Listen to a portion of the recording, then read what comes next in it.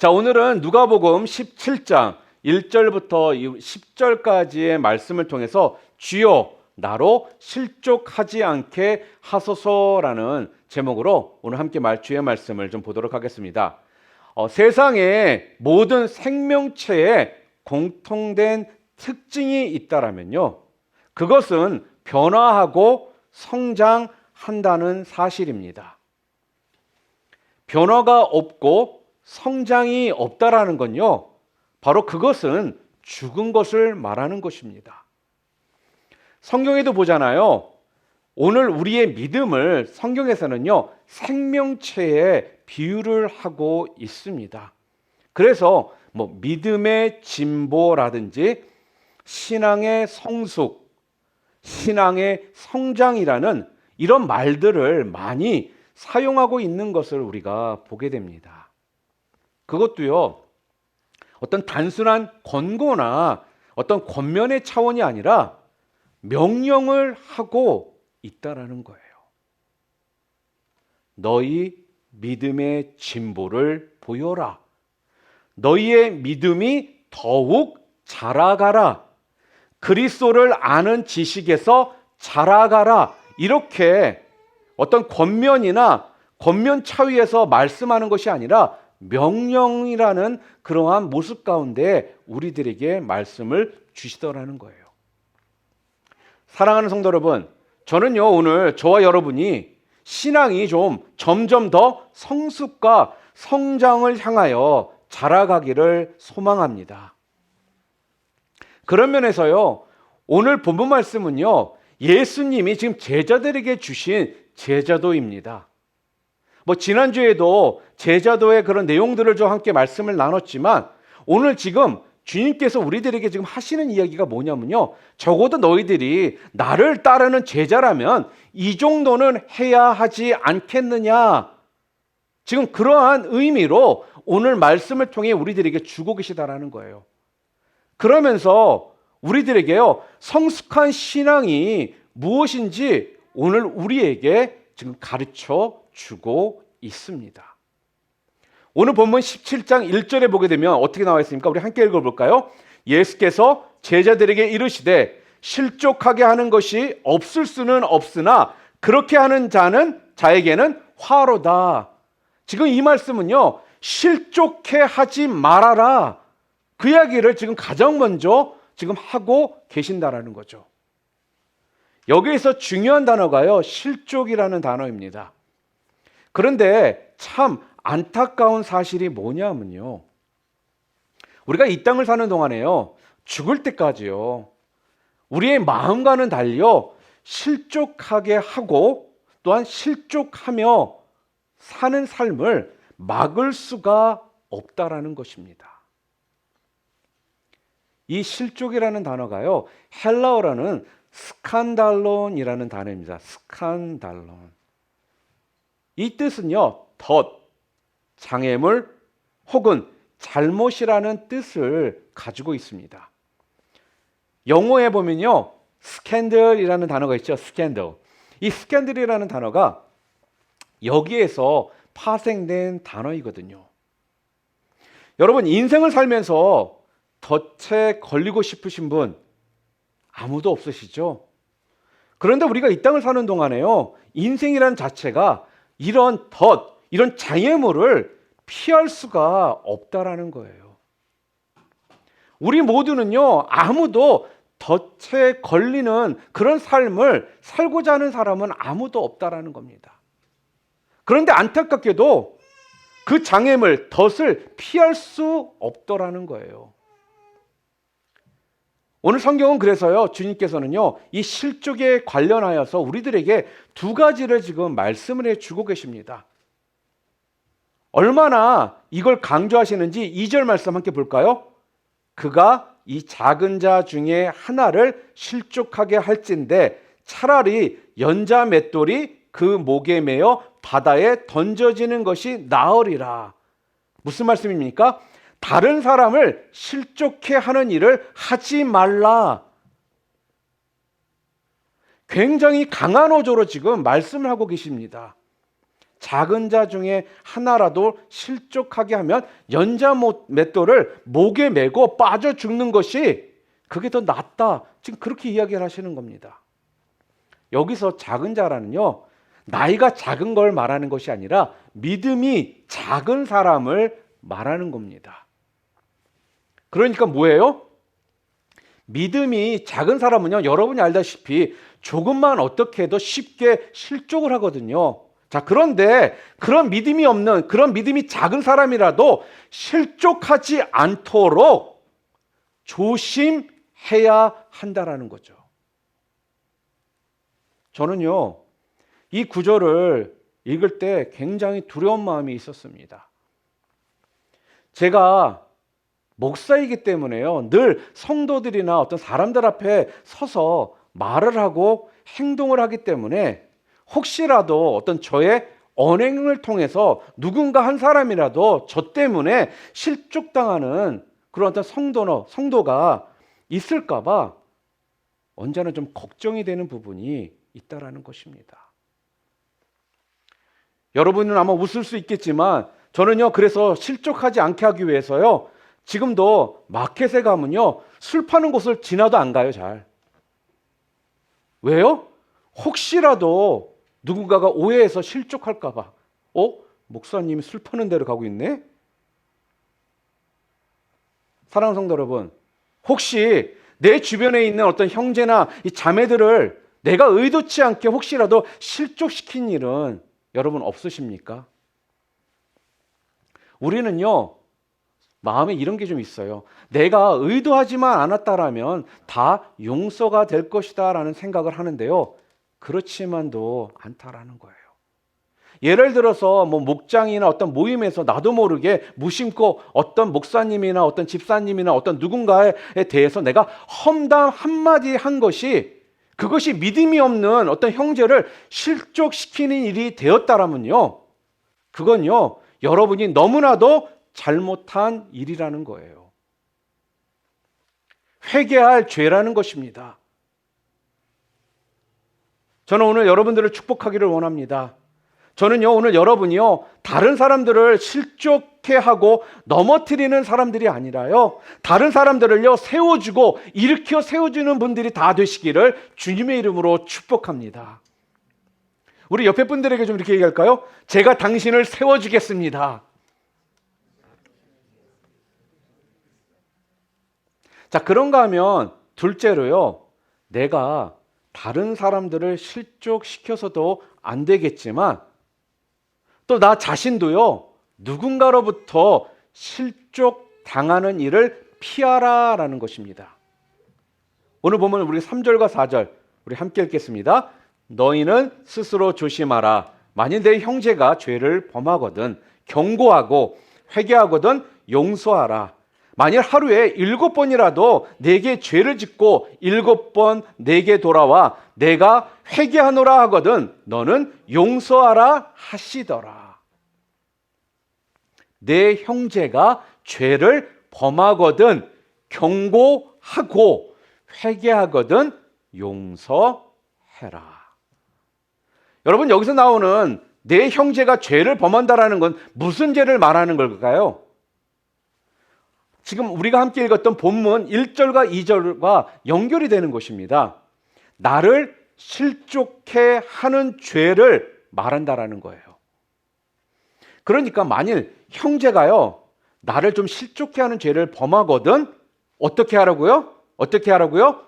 경고해라. 꾸짖어라. 그러나 중요한 게요, 회개하거든 뭐 하라고요? 용서해라. 여러분, 그것도 하루에 7번씩이나 나에게 상처를 주고 나를 아프게 하고 나를 실족해 했어도 7번 와서 내가 잘못했다라고 그러면 어떻게 하라고요? 용서해 줘라. 사랑하는 성도 여러분, 실족이라는 것은요, 덫을 놓아가지고요, 아프게 하고 걸려서 넘어지게 하고 퇴보하게 하고 또한 정상 궤도에서 이탈하게 하고 잘못되게 하는 것을 말하는 겁니다. 이런 실족을 내가 다른 사람이 실족하도록 하는 짓을 해서도 안 되지만 나 자신도 다른 사람이 나를 실족시키도록 방치해서도 안 된다라는 거예요. 누군가가요, 나를요, 덫에 걸어서요, 어떤 나의 믿음을 자꾸 퇴보하게 만들고 또한 걸려서 넘어지게 만들고 자꾸 어떤 정상 궤도에서 이탈하도록 부추긴다라면 어떻게 하라고요? 경고해라. 꾸짖어라. 여러분, 교회를 오면은 교회는 항상 이런 말들을 많이 하죠. 사랑의 공동체다, 온유의 공동체다, 이런 말들을 참 많이 합니다. 당연히 교회는요, 사랑의 공동체요, 온유의 공동체인 거는 맞습니다. 그런데요, 교회가 사랑의 공동체, 온유의 공동체라는 그 상황 속에서 매번 다 좋은 게 좋은 거다라고 경고하거나 꾸짖음이 없잖아요. 그러면 교회는요, 버르장머리 없는 공동체가 된다라는 거예요. 우리가 자녀를 키워봐서 알지 않습니까? 자녀들을 오냐 모든 걸 다 품어주기만 하는 순간 언젠가부터 우리 자녀들이 버르장머리 없는 자녀로 성장해 가는 것을 우리는 알고 있습니다. 또한 우리 또 그런 것들을 많이 보았고요.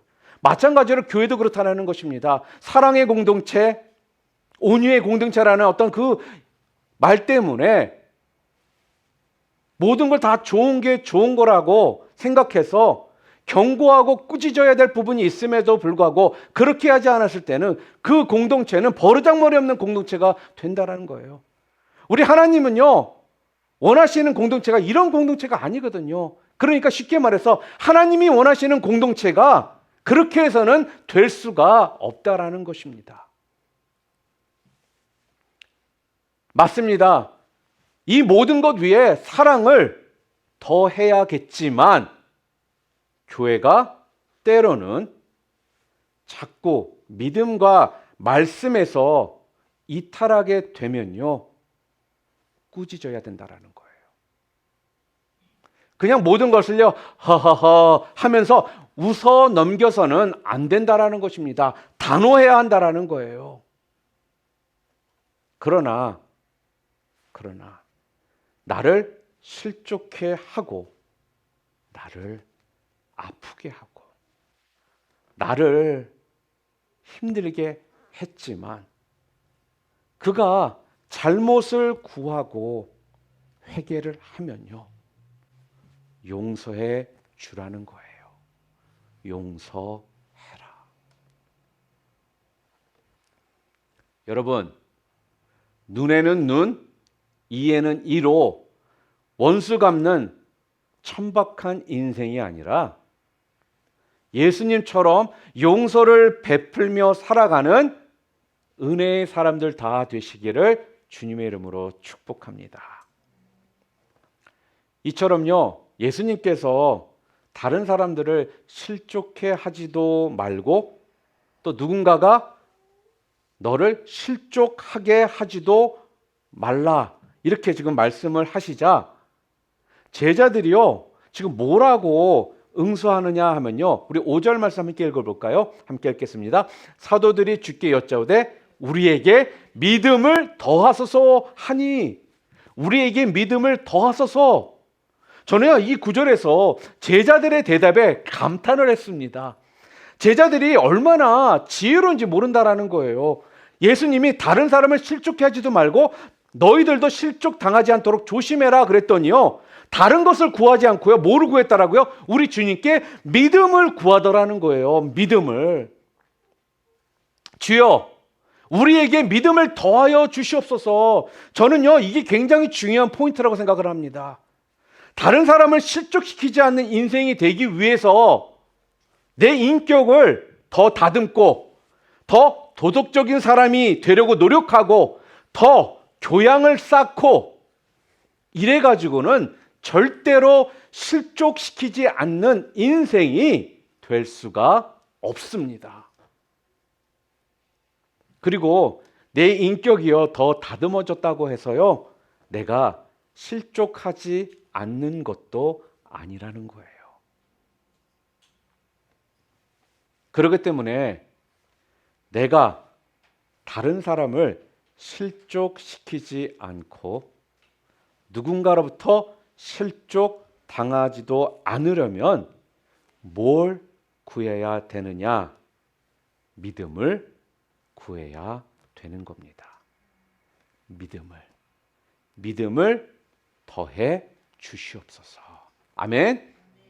하나님, 내 인격, 내 어릴 때 받았던 어떤 가정교육의 힘, 나의 어떤 도덕성, 이런 것들로는 실족을 피할 수 없사오니 주여 나에게 믿음을 더하여 주시옵소서.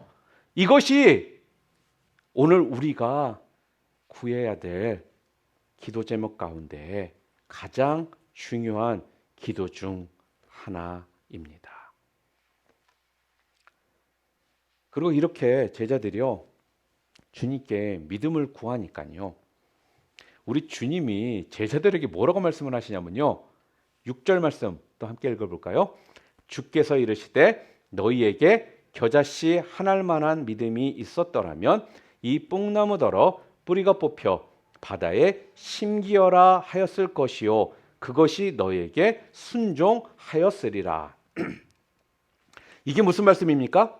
제가 메시지 성경으로 좀 한번 읽어볼게요. 그러자 주님께서 말씀하셨다. 너희에게 필요한 것은 더 큰 믿음이 아니다. 더 큰 믿음도 없고 더 작은 믿음도 없다. 너희에게 나달 하나만한 믿음, 깨알 만한 믿음만 있어도 너희가 이 뽕나무더러 가서 호수에 뛰어들어라 하고 말할 수 있다. 너희가 말하면 그렇게 될 것이다. 자, 이 말씀의 핵심이 뭡니까? 주님께서 지금 제자들에게요, 너희는 실족시키지도 말고 실족당하지도 말아라. 그랬더니 제자들이요, 주님, 내 의지로, 내 능력으로, 내 어떤 인격으로는 그거 못합니다. 그러니 믿음을 더하여 주시옵소서. 그렇게 이야기를 합니다. 그랬더니 또 예수님께서 뭐라고 말씀을 하십니까? 너희들에게 이미 그것을 감당할 만한 믿음이 있다라는 거예요. 더 큰 믿음? 안 구해도 된다. 그렇게 이야기를 하시는 겁니다. 그러니까 너희에게 이미 있는 그 믿음이 작동되도록 해라. 지금 그런 말씀입니다. 너희에게 겨자씨 같은 믿음만 있어도, 깨알 같은 믿음만 있어도 그 믿음이 너희로 하여금 그런 일을 행할 수 있는 능력을 제공한다. 그러니까 그 믿음이 작동되도록 해라.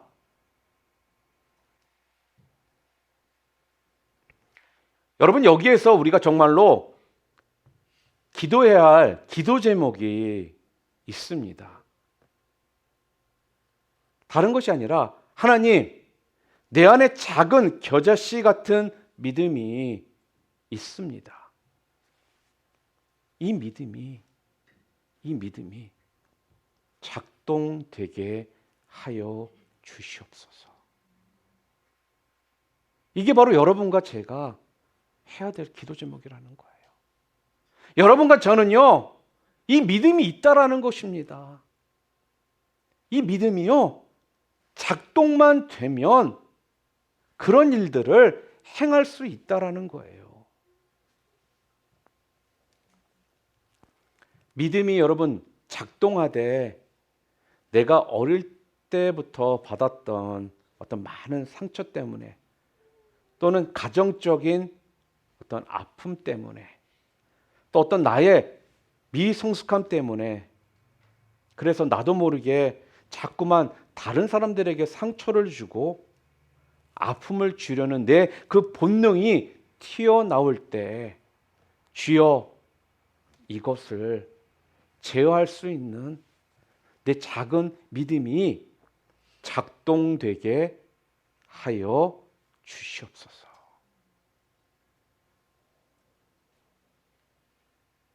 이게 필요하다라는 겁니다. 자, 그렇다면 믿음이 작동되게 하려면 어떻게 해야 될까요?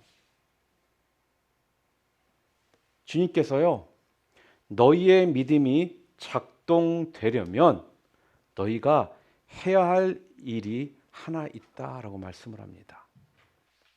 그러시면서 우리들에게 주신 말씀이 뭐냐면요, 오늘 본문 말씀 7절부터 10절까지의 말씀입니다. 믿음이 작동되려면 너희들이 해야 될 것이 있다.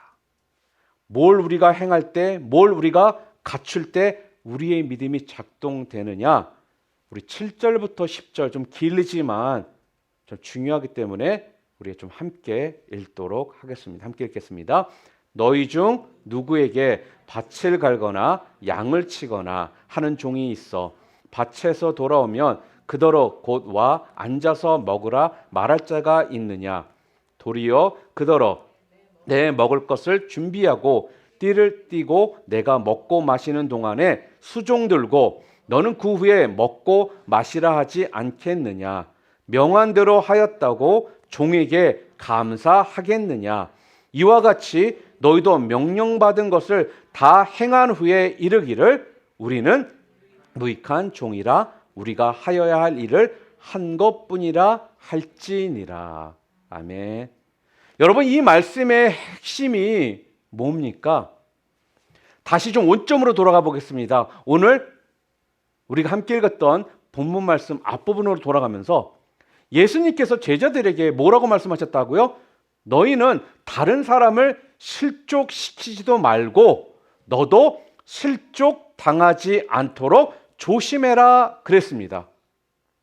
그랬더니 제자들이요, 주님, 그것은 저의 의지로, 저의 능력으로, 저의 인격으로는요 안 되니까 믿음을 더하여 주시옵소서. 믿음을 더 크고 더 큰 믿음을, 강한 믿음을 저에게 주시옵소서 간구했습니다. 그랬더니 예수님께서 또 뭐라고 하셨습니까? 아니다. 이미 너 안에는 그것을 감당할 만한 믿음이 있다. 그 믿음이 작동되기만 하면 너는 그런 일을 행할 수 있다. 그러면서 이 믿음이 작동되기 위해서는 어떻게 해야 된다라고요? 오늘 말씀에 헬라어에 디아코노스라는 단어가 있습니다. 이 디아코노스라는 단어는요, 종의 모습, 일꾼이라는 말씀입니다. 그러니까 자발적인 종이 되라. 그러면 너의 믿음이 작동하게 될 것이다. 이렇게 지금 말씀하시는 겁니다. 자발적인 종이 되라. 그러니까요, 오늘 우리의 삶 속에서요, 믿음이 작동하기 위해서는요, 우리가 해야 될 것이 하나 있다라는 거예요. 그게 뭐냐면요, 권리 포기라는 것입니다. 우리 한번 따라해 보시겠습니까? 권리 포기. 오늘 우리가요, 육적인, 아니 내가 가진 권리를 포기하지 않기 때문에, 내가 가지고 있는 이 기득권을 내려놓고 싶지 않기 때문에 자꾸 우리의 믿음이 위축되는 겁니다. 위축되니까 이 믿음이 작동이 되지를 않더라는 거예요.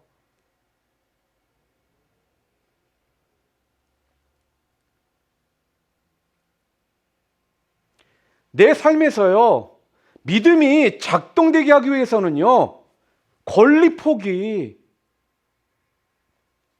디아코노스, 자발적인 종의 자세가 있어야지만 여러분과 저의 마음 가운데, 저의 가운데 있는 이 믿음이라는 것이요, 작동하기 시작한다라는 거예요.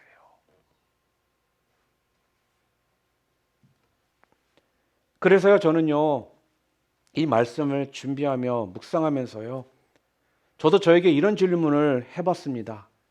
나는 혹시 내가 그동안 밭에서 수고했다고, 밭에서 땀 흘리며 희생했다라고 집에 돌아와 앉아서 내가 지금 대접받으려고 하는 그런 태도는 없는가? 이 질문을 제가 해보았습니다. 왜 이런 질문을 했냐면요, 바로 오늘 본문 7절에 나와 있는 이 말씀 때문에 그렇다라는 거예요. 너희 중 누구에게 밭을 갈거나 양을 치거나 하는 종이 있어 밭에서 돌아오면 그더러 곧 와 앉아서 먹으라 말할 자가 있느냐. 바로 이 구절 때문이라는 거예요. 현대의 성경에는 좀 더 이해하기 쉽게 나와 있죠. 너희 중 어떤 사람에게 밭갈이나 양치는 일을 맡은 종이 있다고 하자. 그가 밭에서 돌아오면 어서 이리 와서 앉아 먹으라 할 주인이 있겠느냐. 여러분, 교회가요, 변질되면요, 어김없이 나타나는 현상이 있습니다. 그게 어떤 현상이냐면요, 목사가, 중직들이, 개척 멤버들이 그동안 밭에서 수고했던 어떤 자신의 그 과거를 내보이면서 앉아서 자꾸 대접을 받으려는 이런 현상이 일어난다라는 거예요. 내가 지금까지 얼마나 수고했는데, 내가 지금까지 얼마나 희생했는데, 이젠 대접받을 만하지 않아? 대접받을 만한 자격이 있잖아. 이런 공로의식, 바로 이런 권리의식, 이런 게 교회를요, 하얀 길로 걷게 만드는 관문이 된다는 것입니다. 사랑하는 성도 여러분, 부끄러운 얘기지만 겉으로는 안 그런 척 하지만 정말 안 그러려고 애를 쓰지만 뿌리 깊은 내 내면 의식 속에는요, 이런 권리의식이 저에게 있더라고요. 오늘 여러분은 어떠십니까? 이건 비단 교회만의 얘기는 아닌 것 같습니다. 가정도 저는 마찬가지라고 생각합니다. 성경의 가르침은요, 이제 됐다, 너도 이제는 대접받으며 살아라, 이렇게 가르치고 있지 않습니다. 대접받으려고만 하지 말고 섬기는 사람이 되라. 그러면 너도 섬김을 받게 될 것이다. 여러분, 우리의 가정이 자꾸 삐그덕거리고 또한 부부 사이에 어려움을 겪기 시작하는 그 시점이 언제인 줄 아십니까? 남편이, 아내가요, 내가 결혼하고 지금까지 얼마나 종노릇하며 수고했는데, 결혼하고 내가 지금까지 얼마나 참고 밭에서 희생하며 내가 살았는데, 나도 좀 이제 좀 허리 좀 펴고 대접 좀 받아보자, 이런 생각이 들어오면서 우리의 가정 가운데 문제가 생기기 시작한다라는 거예요. 사실 여러분, 얼마나 수고 많이 하셨습니까? 여기 우리 남편들, 아내들. 그러나 여러분, 그럼에도 불구하고요, 그렇게 수고하고 애를 썼음에도 불구하고 우리의 권리를 반납하고 권리를 포기하고 밭에서 내가 많이 수고했지만, 과거에 우리 가정을 위해 내가 많은 희생을 했지만, 애를 썼지만 여전히 나는 주님 앞에서 섬기는 종의 자리를 굳게 지키겠습니다 라는 이 마음이 결국 우리 가정을 살리는 비결이 된다라는 거예요.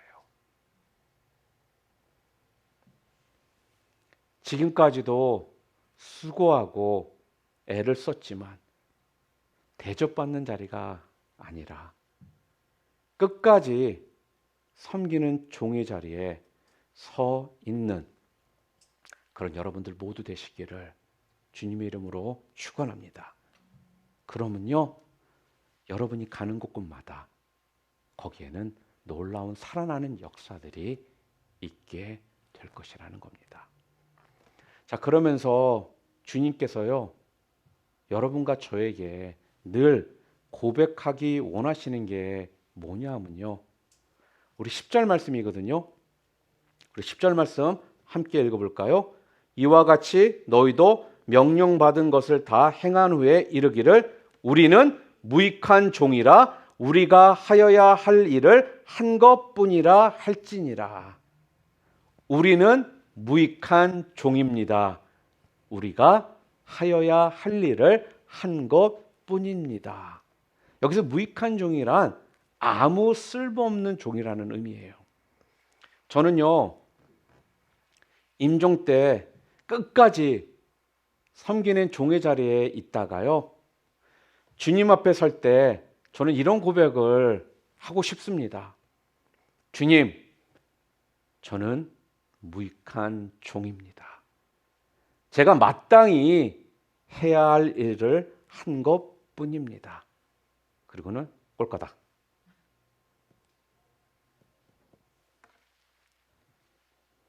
여러분, 자꾸 우리가 이런 고백을요, 하나님 앞에서도 그렇고 사람 앞에서도 그러한 표현들을 우리가 해야 한다라는 거예요. 내 자신을 계속적으로 리마인드를 시켜줘야 된다는 겁니다. 우리 한번 연습해 볼까요? 나는 무익한 종입니다. 내가 마땅히 해야 할 일을 한 것뿐입니다.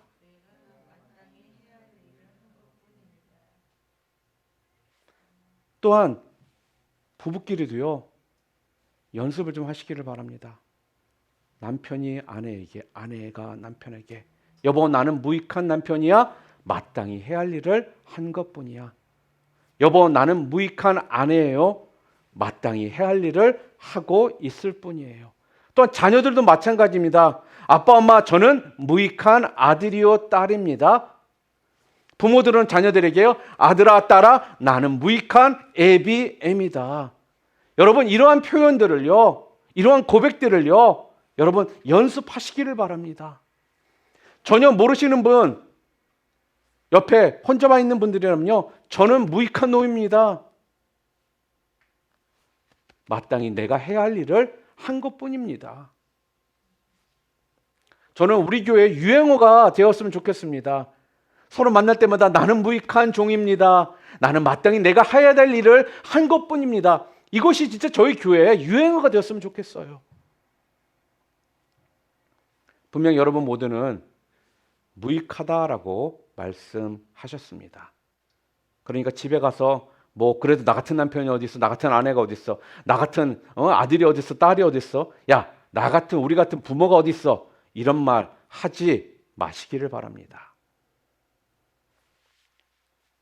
우리는요, 무익한 남편이요, 무익한 아내요, 무익한 목사요, 무익한 부모요, 무익한 자녀들이라는 것입니다.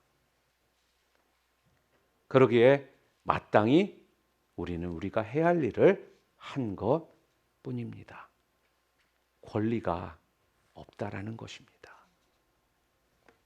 담임 목사인 저 공개적으로 여러분들에게 이야기를 합니다. 담임 목사로서 저는 권리 아무것도 없습니다. 마땅히 해야 할 일을 한 것뿐입니다.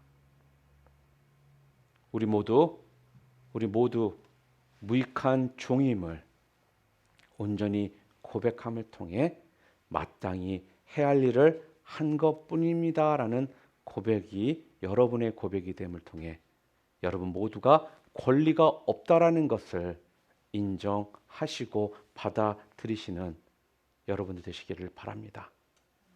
과거에 밭에서 여러분들이 정말로 수고하고 땀 흘려서도 애를 써서도 여전히 안으로 들어와서는 서서 섬기는 종의 자리에 나아가시는 저와 여러분 모두 되시기를 바랍니다.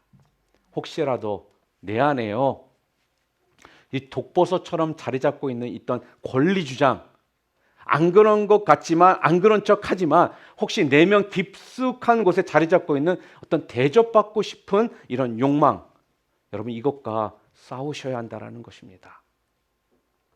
권리를 주장하는 것이 아니라 스스로 권리를 반납하고 권리를 포기하고 끝까지 섬기는 종의 자리에 서서 섬기면서 나는 무익한 종입니다. 내가 할 일을 한 것뿐입니다. 라고 고백하는 겸손한 종들 모두 되시기를 바랍니다. 그래서 하나님께 영광 돌리는 저희 모두가 되기를 주님의 이름으로 축원합니다.